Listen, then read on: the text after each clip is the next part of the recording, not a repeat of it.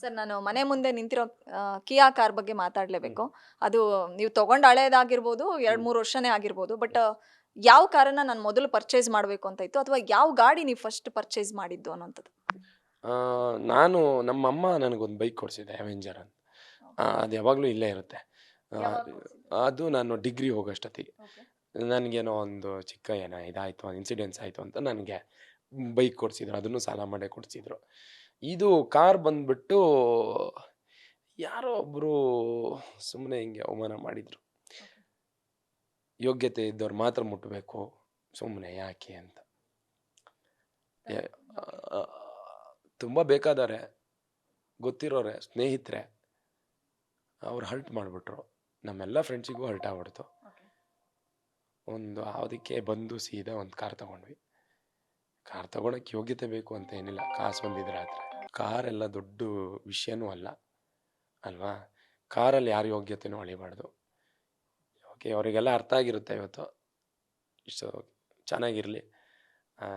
ಅದಕ್ಕಂತಲ್ಲ, ನಮಗೆ ಶೂಟಿಂಗ್ ಹೋಗೋಕ್ಕೆ, ಈವೆಂಟ್ಸ್ ಹೋಗೋಕ್ಕೆ ತುಂಬ ಕಷ್ಟ ಆಗ್ತಾಯಿತ್ತು.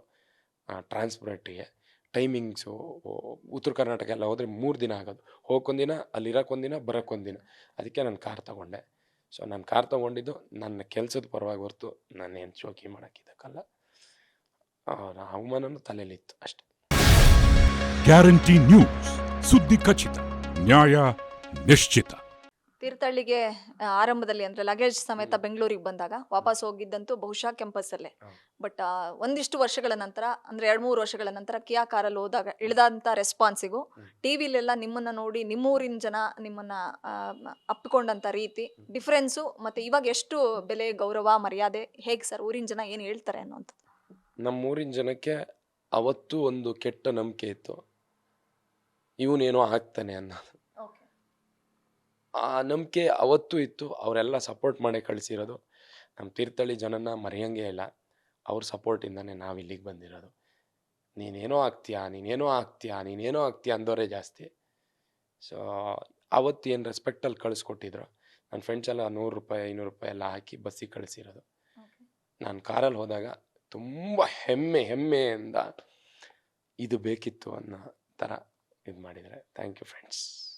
ಸರ್, ಸಿಂಗಲ್ ಪೇರೆಂಟು ಮಕ್ಕಳನ್ನ ಬೆಳೆಸೋದು ತುಂಬ ಕಷ್ಟ.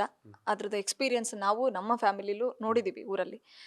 ಸೊ ಜನ ತುಂಬ ಮಾತಾಡ್ತಾರೆ, ಅದಕ್ಕೆ ಪ್ರಶ್ನೆಗಳನ್ನ ಕೇಳಬಾರ್ದನ್ನೆಲ್ಲ ಕೇಳ್ತಾರೆ, ಸುಮ್ಮನೆ ಸುಮ್ಮನೆ ಹರ್ಟ್ ಮಾಡ್ತಾರೆ.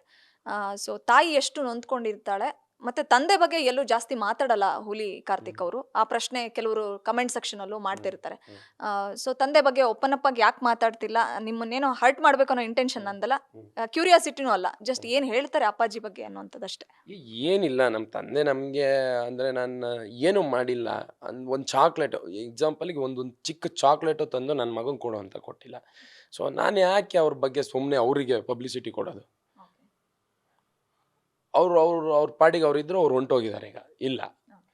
ಸೊ ಅದ್ರ ಬಗ್ಗೆ ಏನು ಮಾತಾಡೋ? ಏನಾರು ಮಾಡಿದರೆ ಮಾತಾಡ್ಬೇಕು ತಾನೆ. ಅಟ್ಲೀಸ್ಟ್ ಏನೋ ಒಂದು ಮಗ ಅನ್ನೋ ಕಾರಣಕ್ಕೋ ಅಥವಾ ಹೆಂಡ್ತಿ ಅನ್ನೋ ಕಾರಣಕ್ಕೋ ಅದು ಯಾಕೆ ಮಾತಾಡೋಣ? ಇಂಟ್ರೆಸ್ಟ್ ಇಲ್ಲ. ಅದು ಕಟ್ ಮಾಡಿದ್ವು ಪಾರ್ಟು. ಸೊ ನನ್ನ ತಾಯಿ ಬಗ್ಗೆ ಹೆಮ್ಮೆ ಇದೆ, ಅವಳ ಬಗ್ಗೆ ಎಷ್ಟೊತ್ತು ಬೇಕಾದ್ರೂ ಮಾತಾಡ್ತೀನಿ, ಅದರಲ್ಲೇನಿಲ್ಲ. ಗ್ಯಾರಂಟಿ ನ್ಯೂಸ್, ಸುದ್ದಿ ಖಚಿತ, ನ್ಯಾಯ ನಿಶ್ಚಿತ.